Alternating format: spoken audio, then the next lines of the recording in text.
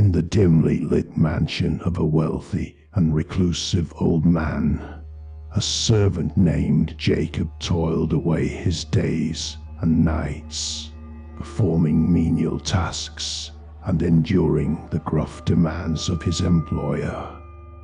But as the months turned into years, Jacob's mind began to unravel under the weight of his master's piercing, vulture-like gaze.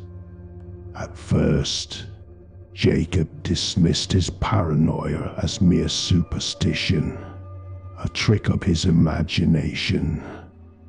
But as time went on, he became increasingly convinced that the old man's eye was watching him constantly, even in his sleep.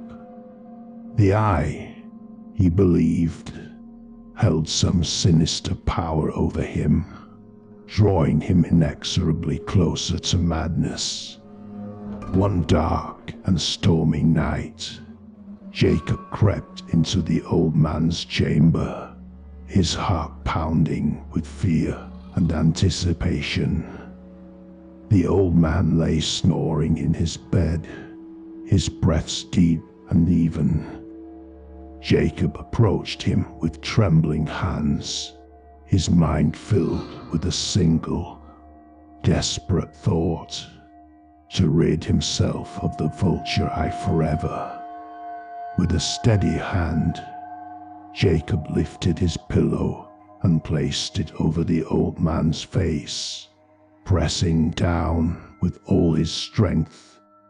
The struggle was brief but intense, and soon the old man lay still and silent beneath Jacob's hands. Filled with a sense of triumph and relief, Jacob disposed of the old man's body, burying it in a shallow grave outside the mansion.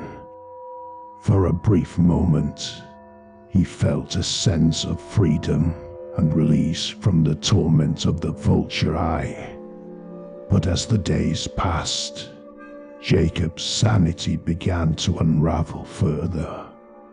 He became increasingly paranoid, believing that the sound of the old man's heartbeat was echoing through the mansion, haunting him day and night.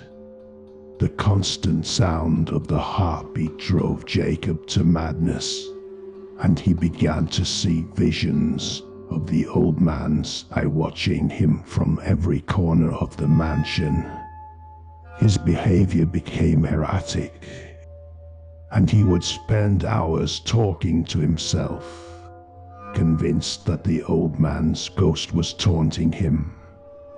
As time passed, Jacob's mental state continued to deteriorate. He became increasingly reclusive, rarely venturing outside the mansion and avoiding contact with other people. But the sound of the old man's heartbeat continued to haunt him, growing louder and more insistent with each passing day. Finally, unable to bear the torment any longer, Jacob went to the police and confessed to the murder of his master. The police were skeptical at first, but Jacob's frenzied and paranoid demeanor convinced them of his guilt.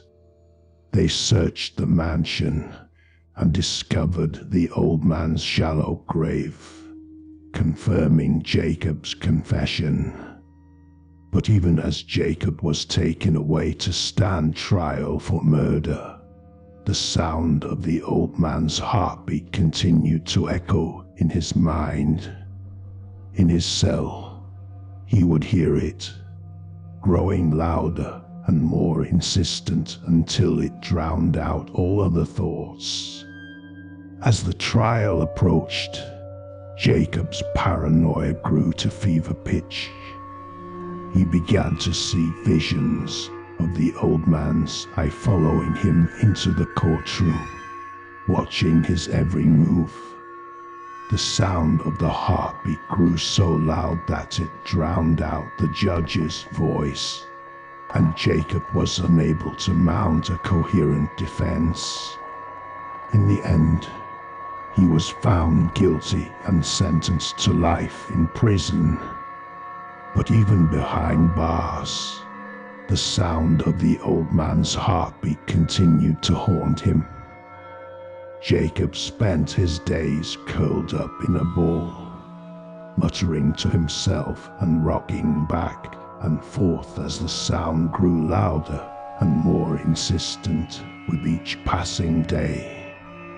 As time went on, Jacob's madness grew worse, and he was moved to the prison's psychiatric ward. But even there, he continued to see visions of the old man's eye and hear the relentless pounding of his heartbeat. In the end, Jacob died alone in his cell, driven to madness and despair by the unrelenting torment of the Vulture Eye.